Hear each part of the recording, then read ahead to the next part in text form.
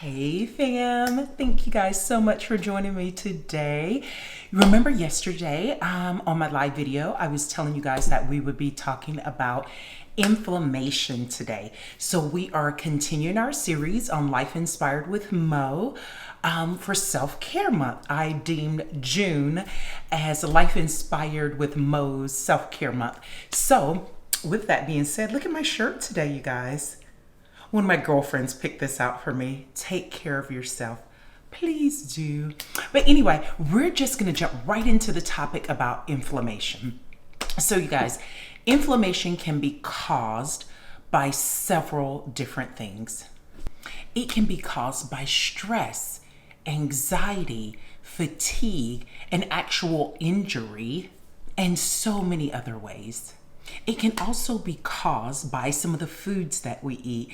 I don't know if you know this, but some foods are great anti-inflammatory foods, and then others can cause some inflammation. And of course, there are ways that you can see inflammation developing in the body. Swollen fingers, swollen ankles, puffiness around your eyes and face. I know, I want to pause there. Sometimes that can come from lack of rest, retaining too much water, from eating too much sodium, things high in salt or sodium content.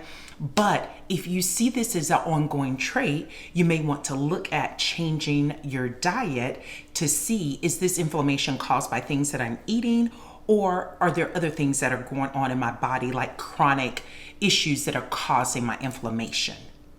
And you guys, you want to pay attention to those things because also there are diseases associated with inflammation. So that's why I said you want to make sure that is it my diet or is there something more chronic going on, which I hope it's not.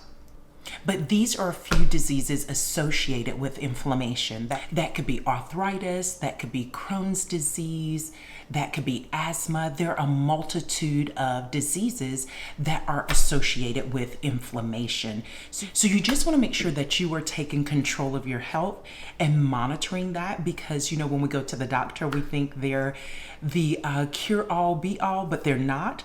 They actually take cues from us, you know, like they ask us these questions like, how long has this condition been going on? Do you see it more here or there? So, you know, even if you have to keep a log of times that you think that I see inflammation in my body, mostly when I eat salty potato chips or salty snacks, then that way you can just have a diary or journal of your health.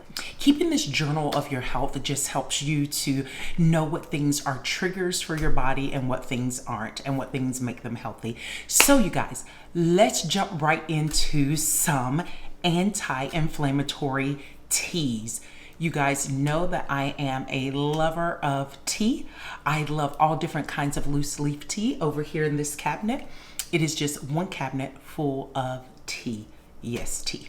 So anyway, let's talk about a few different anti-inflammatory teas. Some of these teas are made from spices that you have. So you can even blend those spices in food, or you could just make the tea and drink it straight, which is really beneficial. So here are a few of my favorite. I always try to see if I can find things decaffeinated, but since these come from some spices and herbs, you don't even have to worry about that. So one of my favorite teas is ginger tea. Oh my gosh, you guys, just kind of take a grater and just kind of get the skin off of the ginger.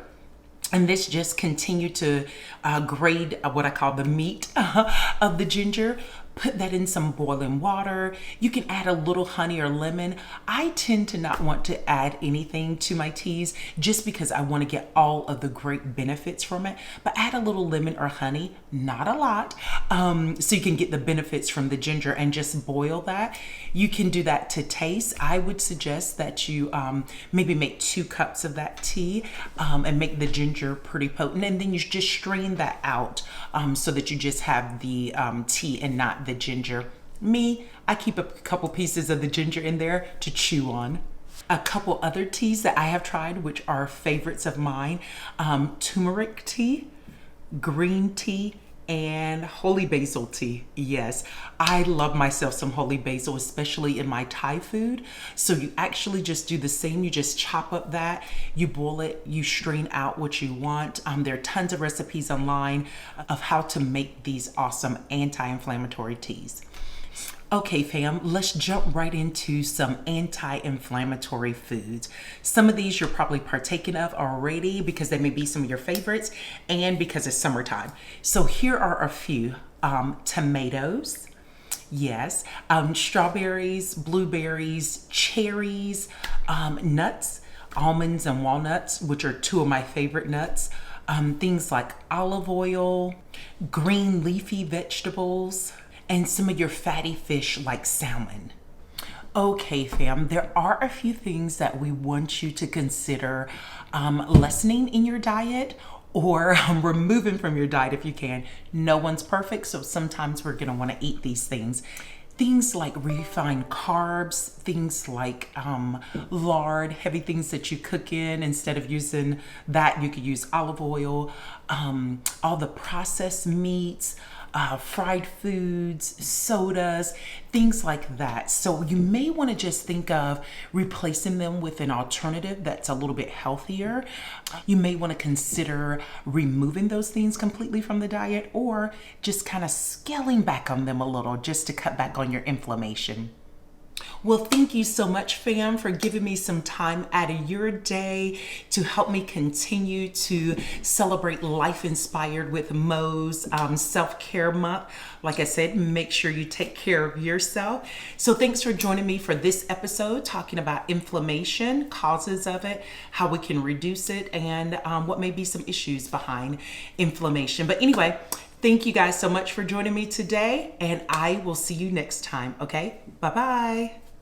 Oh, and don't forget, the month of June, look out for videos or posts and all those things that will tell you about entering the contest by sharing some of your self-care journey or some of your self-care tips and ways that you've been taking care of yourself for the month of June. So, thanks again.